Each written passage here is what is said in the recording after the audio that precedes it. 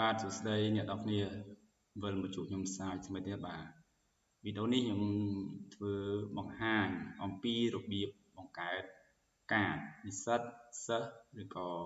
បុគ្គលិកនិយោជិតបាទយើងក៏អាច design ជា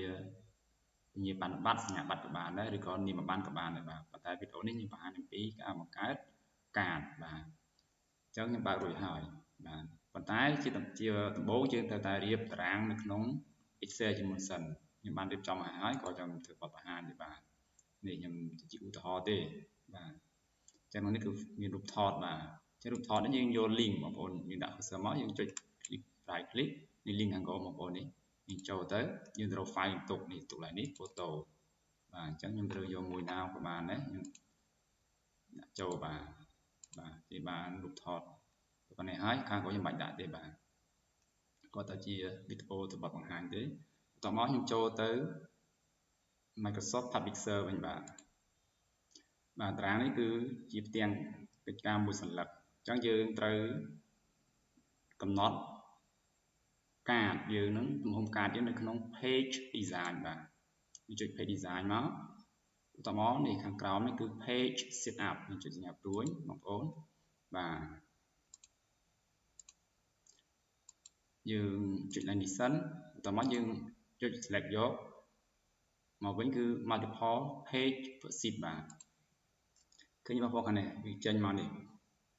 បាទ2 4 6 8 10ប៉ុន្តែ10វាទូចពេកបាទកាតអញ្ចឹងយើងយកតែ6ឬក៏8ទៅឥ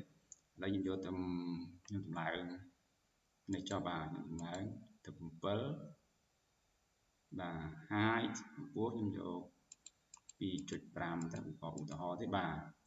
2 4 6 8មិន10បើសិនយកតែ6បងប្អូនតម្លើងទៅតាមទំហំដែលបងប្អូនកំណត់បាទក្នុងការរចនា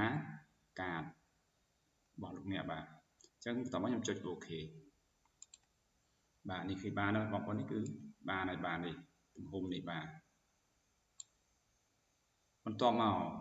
យើងត្រូវ design ប៉ុន្តែខ្ញុំ design រួចហើយនៅក្នុងសលេខការផ្សេងនេះបាទអញ្ចឹងយើងអាច design ខ្លួនឯងក៏បានឬក៏យើងចូលទៅក្នុង Google ដើម្បីរក template កាតបាទយកមកដាក់ដើម្បីយើងកែច្នៃបន្តិចតួចទៅរួចជាស្រេចបាទបើសិនជាបងប្អូនចង់ design ខ្លួនឯងក៏បានដែរបាទនេះក៏ខ្ញុំ design ដើម្បីធ្វើវីដេអូទេបាទអញ្ចឹងដើម្បីយើងទាញពីបញ្ជីឈ្មោះក្នុង Excel បានយើងចូលទៅ mailing បាទ mailing នេះបងប្អូនចុច mailing មកបាទតោះមកយើងយក select recipients បាទតោះមកយើងយកទី2នេះបាទ use and existing list បាទចុចមកបាទបន្តមកយើងទៅរក file យើងទុក file ឯកសារយើងទុកនៅកន្លែងណាបាទអញ្ចឹងខ្ញុំទៅរកមើល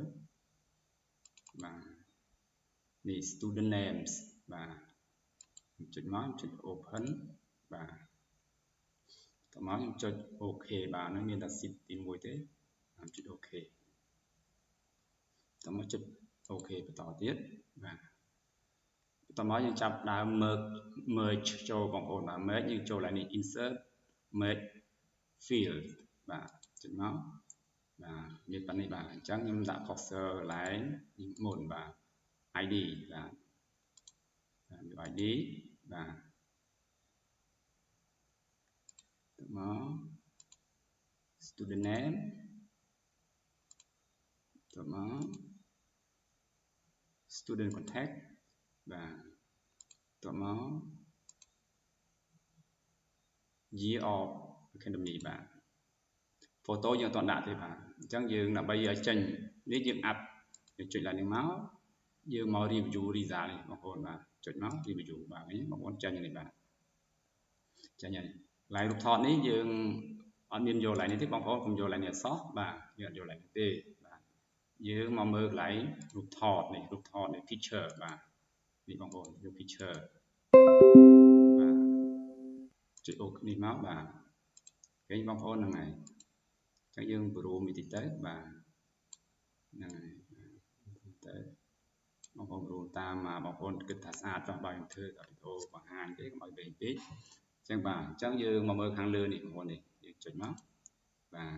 ទ ឃើញទេរូបផ្សេងនេះ03បាទ4 5ទៅបាទហើយបងប្អូនបាទតមកយើងចាប់ដើម print បានបាទយើងចូល print បានអញ្ចឹងចូលទៅ file ចូលទៅ print បាទ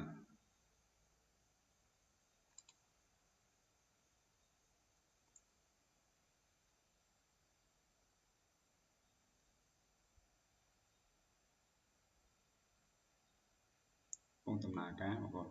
បាទនេះបាទកន្លែងនេះបងប្អូនយើងយកកន្លែងនេះយើងអត់យកហ្នឹងទេអត់យក multiple copy sheet ទេគឺយើងយក multiple pages sheet បាទយើងយកនេះបាទបងប្អូន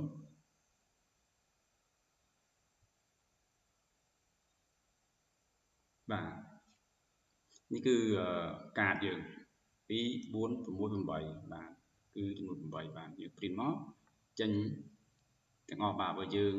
មានជាឈ្មោះ50នាក់ print ចេញទាំង50នាក់100នាក់ទាំងចេញទាំង100នាក់500ចេញទាំង500 1000ចេញទាំង1000គ្រាន់តែយើងអង្គុយមើល